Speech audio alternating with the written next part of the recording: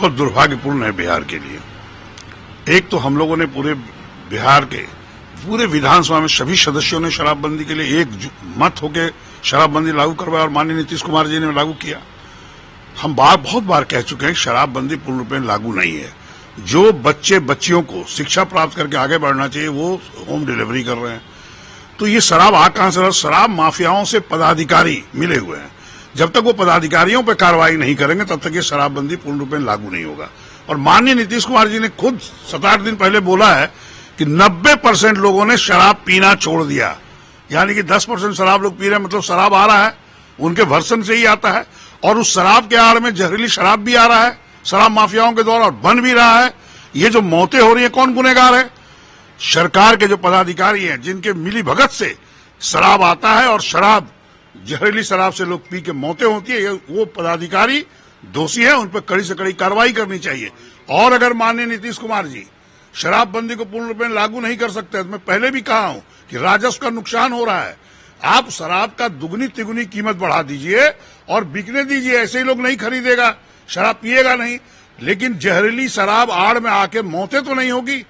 और आपने कहा कि मौतें जो होती है उसके आश्रित परिवार को पैसा दिया जाएगा, तो आप सरकार से पैसा क्यों देना चाहते हैं?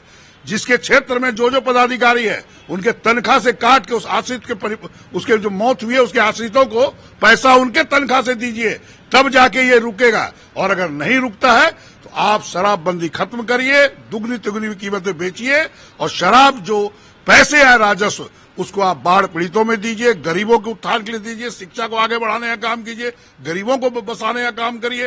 राजस्व का भी नुकसान हो रहा है, मौतें भी हो रही है और शराब भी बिक रहा है। ये कैसा सरकार चल रहा है? इसलिए मैंने उनसे आग्रह किया है और आपके माध्यम से आग्रह भी करते हैं, अगर आप पूर्ण रूप में बंदी नहीं कर सकते, चूंकि आपने खुद कहा है कि 90% लोगों ने शराब पीना छोड़ा है, तो आप शराब का तिगुनी कीमत करके उसे राजस्व ला के गरीबों का आगे बढ़ाने का काम कीजिए। मुख्यमंत्री नीतीश कुमार का एक बार स्टेटमेंट भी आया था कि जो पिएगा वो तो मरेगा। इस तरीके के स्टेटमेंट के बाद लगातार जहरीली शराब से मौतें हो रही है कंटिन्यू। पिछले बार भी छपरा सिवान में इस तरह की घटना हुई, फिर से हुई। क्या लगता है कि कांग्रेस भी ये चाहती है कि अब शराबबंदी कानून नीतीश कुमार जी में लागू कर खत्म होना चाहिए? नहीं, बिल्कुल। अगर देखिए प्रशासन के पदाधिकारी शराब माफियाओं से मिले रहेंगे तो शराब बिकेगा, उसके आड़ में जहरीली शराब बिकेगा, मौतें होंगी। इसलिए हम तो कह रहे हैं कि दुगनी तिगनी कीमत करें। कांग्रेस पार्टी की तरफ से वो विधायक है, मैं कह रहा हूं कीमत दुगनी करेगा। नहीं पूर्ण रूप में रोक सकते क्योंकि पदाधिकारी रुकने नहीं देंगे। कहा कि सब बच्चे होम डिलीवरी कर रहे हैं, सब जगह मिले, और सभी मीडिया भाई जानते हैं, सभी लोग जानते हैं। इसलिए मैं कहता हूं कि आप शराबबंदी खत्म करिए, दुगनी तिगुनी कीमत करिए, उससे राजस्व जो है गरीबों को आगे बढ़ाने का, शिक्षा को आगे बढ़ाने का, उनको मदद करने का, बाढ़ पीड़ितों को मदद करने का काम कीजिए। सरकार विफल दिख रही है शराबबंदी कानून को लेकर? सरकार विफल नहीं दिख रही है, सरकार के पदाधिकारी जो अधीन है वो काबू में नहीं है सरकार के, उनकी मनमानी चलिए तभी तो शराब आ रहा है। माननीय नीतीश कुमार तो चाहते ही शराबबंदी हो। हम लोगों ने पूरे विधानसभा में सभी विधायकों ने, सभी मंत्रियों ने एकजुट होकर कहा था कि शराबबंदी बंद लागू होना चाहिए, लेकिन हो नहीं रहा है। तो आखिर पदाधिकारी नहीं सुन रहे हैं।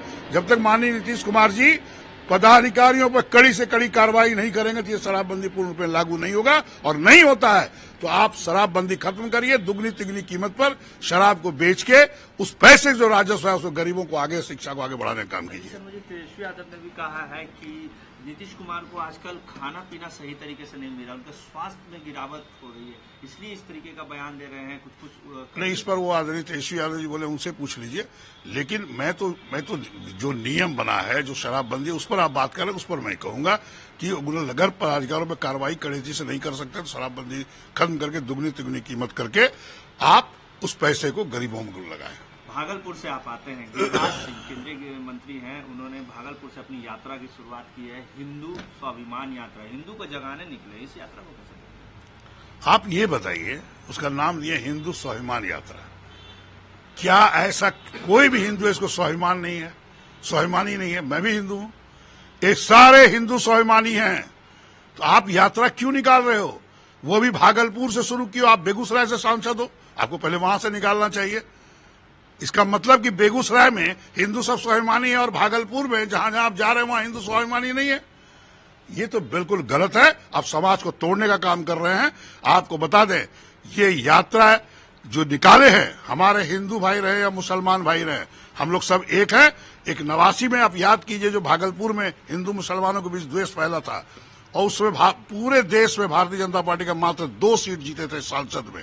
उसके बाद जब दंगा हुआ, उसके बाद जो चुनाव हुआ 85 सीट जीत गए, इसलिए उन्होंने भागलपुर चुना है। मैं तो उनको कहूंगा हिंदू सब स्वाभिमानी है, आप जो यात्रा निकाल रहे हैं जनता आपको करारा जवाब देगी।